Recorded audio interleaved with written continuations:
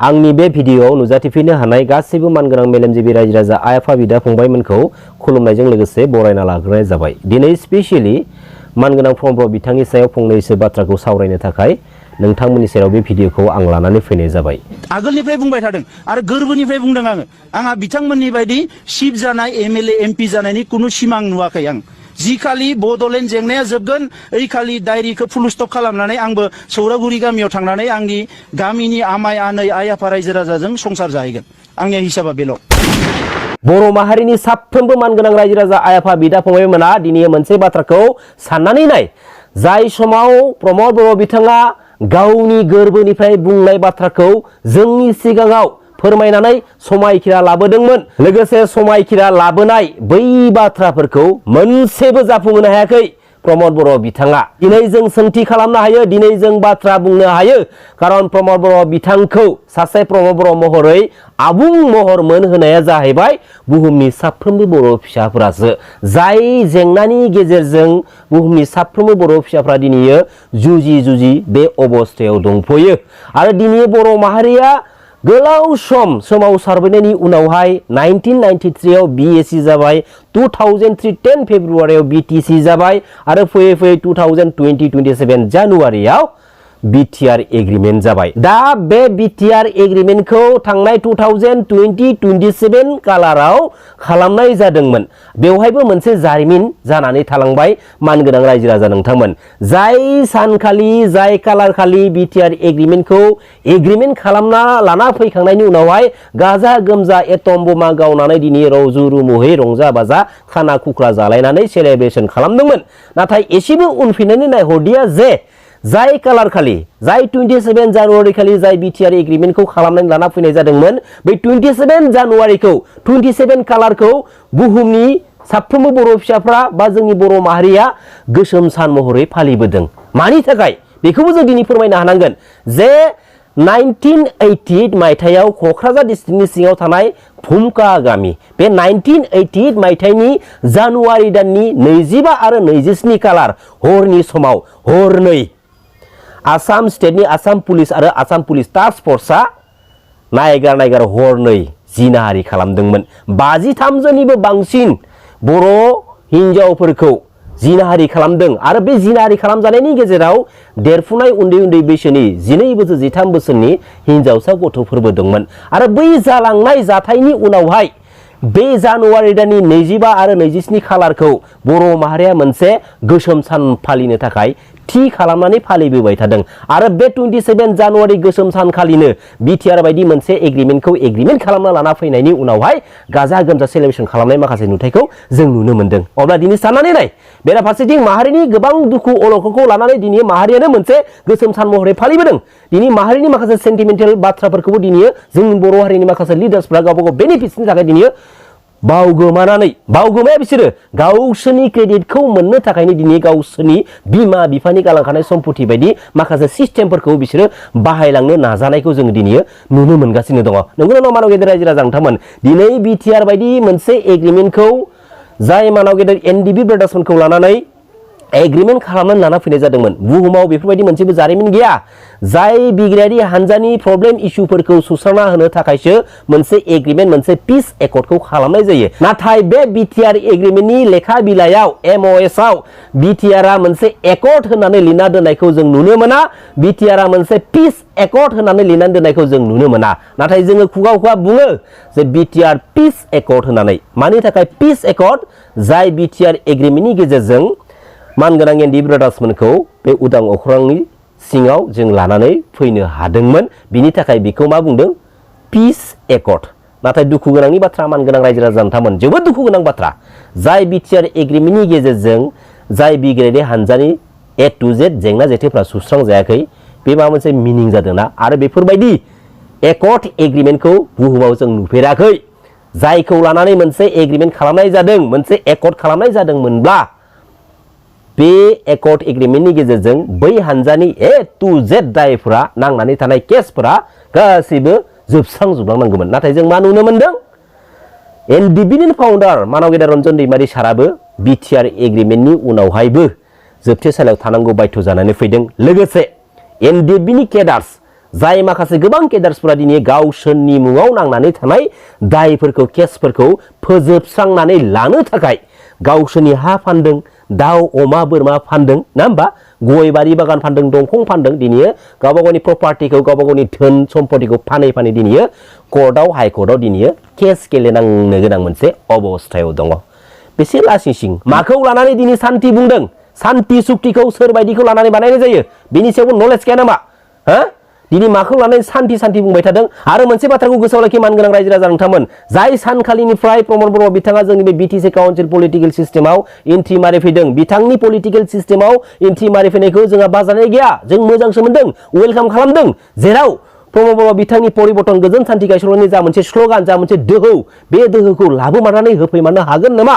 बेफोरबायदि साननानै स्पेसियली बर' माहारिनि गोबां बर' फिसाफ्रा थांनाय 2020 बिटिसि बिसायख'थियाव थुलुंगा होदोंमोन सापर्ट होदोंमोन नाथाय प्रेक्टिकेलि दिनै गावबा गाव मेगनजोंनो नुनो मोनबाय नंगौ नामा नंगौ रायजो राजा नोंथांमोन आङो मैया बुंदों आसामनि सासे मन्थ्रिखौ जों दिनै जि सुक्तिखौ खालामगोन बे सुक्तिया जुदि आखरे आखरे पालन जायाबा आं नोंनि न' लांगोनायाव थांना सुइसाइड खालामहैगोन होननानै दा दिनै बेफोरबायदि जालांनाय थांखांनाय माखासे बाथ्राफोरखौ लाबोनानै सावरायफिननायनि गुबै जाहोनानो जाहैबाय मा बेफोरबायदि माखासे जाथावथारै जाथायफोरा नुथायफोरा जों बर' माहारिनि बिखायाव गोदान मोनसे जारिमिनाव दिनै जायगा मोनबाय आरो बेफोरबायदि माखासे बाथ्राफोरखौ नुथायफोरखौ जोङो मालाबाबो बावगारनो हानाय नङा दिनै प्रमद बर' बिथाङा बर' माहारिनि सासे गोख्रों दैदेनगिरि बर' माहारिनि सासे गोख्रों दैदेनगिरिनि खुगाया एसेबां गोरलैयैनो जों बुहुमनि साफ्रोम बर' फिसाफोरखौ थगायनो हायो बेखौ सिमाङावबो सानाखै जाय प्रमद बर' बिथाङा बड'फानि गोथार आइडिय'लजि फिल'सफिनि बिखायाव गसंनानै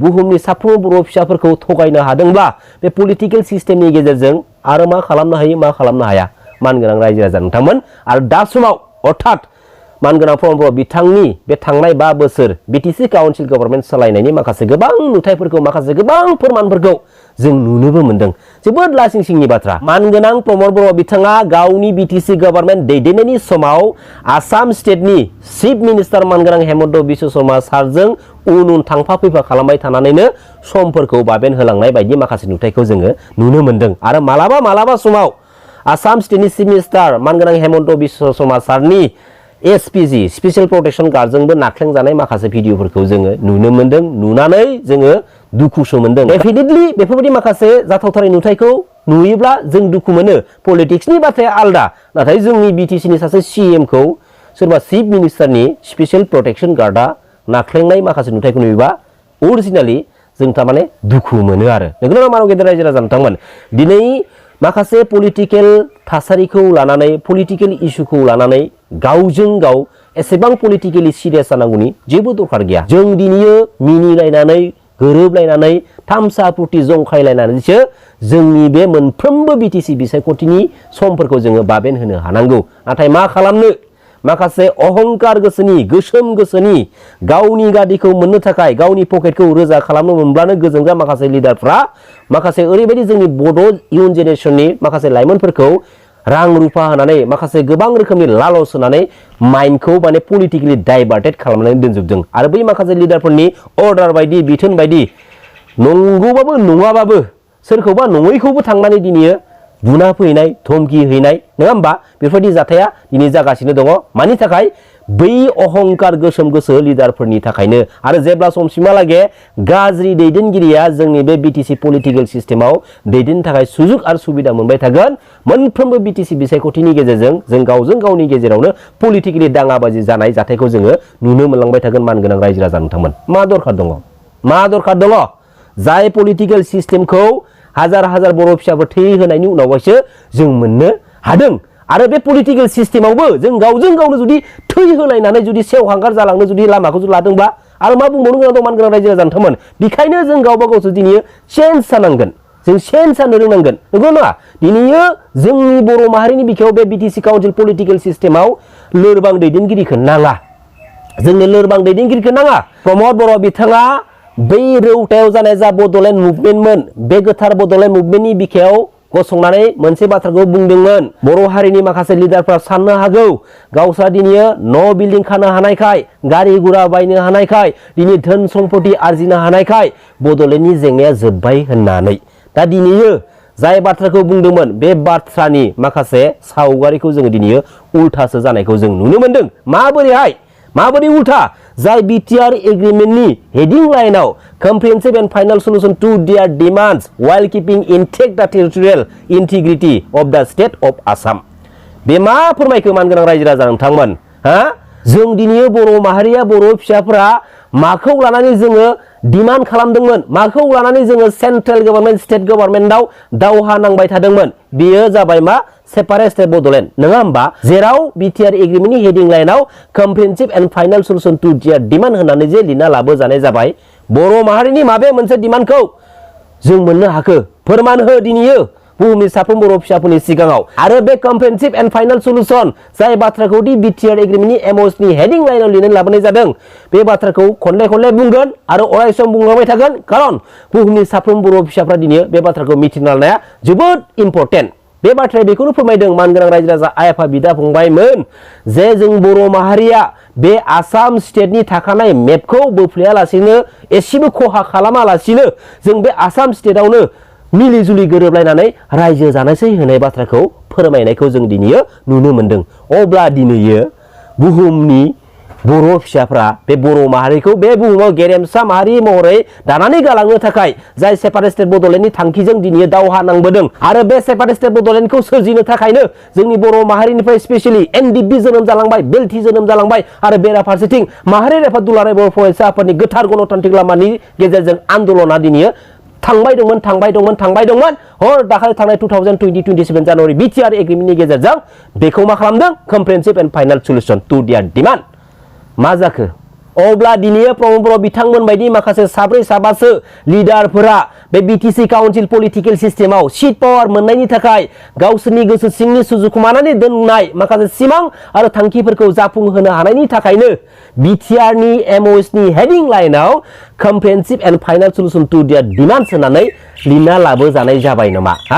नोंसोरनि गावबागावनि मोन्थायखौ मोननायनि थाखाय बेफोरबायदि माने कम्प्रिहेन्सिव एन्ड फाइनाल सल्युशन। जों बेफोरबायदि सिस्टेमाव जुदि सालाय होजाबाय थायोब्ला बुहुमनि साफ्रोम बर' फिसाफ्रा बे बिटिसि काउन्सिल पलिटिकेल सिस्टेमनि गेजेरजों मोजां लिडारखौ जों जुदि सालाय होनो हायाब्ला, बेफोरबायदि माखासे लोरबां लिडारनि आखायाव जुदि जोङो पलिटिकेल सिस्टेमखौ सालायनो थाखाय जाबसिननानै होयोब्ला, बै साब्रै साबासोल' बर' हारि लिडारफ्रा गोजौनिफ्राय गोजौ थाखा थफ्ला बिसोरो जुथुमबाय थागोन, आरो बेराफारसेथिं मा जागोन? बर' माहारिया 90% बर' माहारिया गोरिब जालांगोन, डिस्ट्रय जालांगोन। बे बाथ्राखौ खिन्थु गोसोआव लाखि मानगोनां रायजो राजा नोंथांमोन। बेखायनो जोंनो दा समाव सासे गोख्रों लिडारनि दैदेनगिरिनि गोनांथि। बे प्रमद बर' बिथांमोन बायदि लोरबां गोसोनि, लोरबां आखुनि लिडारखौ, दैदेनगिरिखौ जोंनो नाङा। सिदा बाथ्राखा मानगोनां रायजो राजा नोंथांमोन। गोजोन्थों, खुलुमबाय। जय बर' हारिनि, जय बर' बिमानि।